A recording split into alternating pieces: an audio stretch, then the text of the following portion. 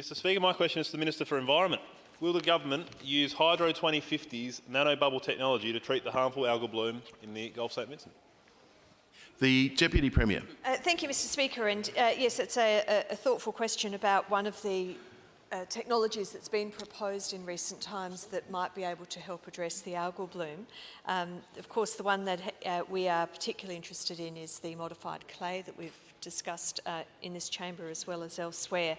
But there has been a suggestion from, I think, 3 companies, including the company mentioned by the member, for the use of nanobubbles, which involves essentially putting ozone into the water to address harmful blooms of various sorts. Now, I'm speaking a little bit elliptically like that because it hasn't been used in a marine environment as far as we know, and there's certainly no published research to say what its effect in the marine environment is. It has been used in freshwater systems in enclosed areas where there has been such a cyanobacteria, which is known as blue-green algae, but is actually a bacterium, not an algae. So it has been proposed to be looked at for application here, whether in the maritime environment or somewhere like West Lakes. PIRSA, so there needs to be approval because ozone is something that can be destructive. It's something that can be destructive in the environment.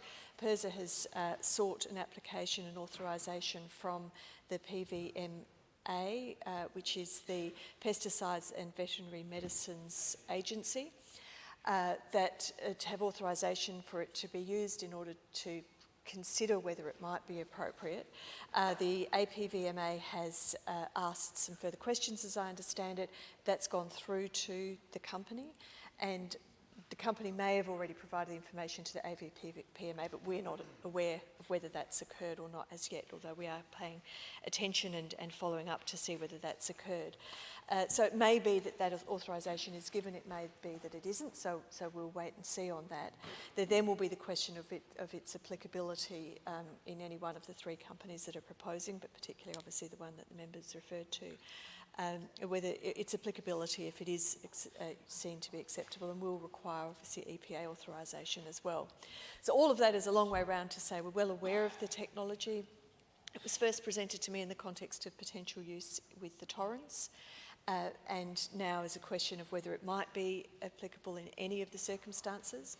I'm not certain when we talk about the open marine environment to the extent to which something that is used at reasonably small scale would in any way be able to do anything, still less what impact it might have on the marine environment.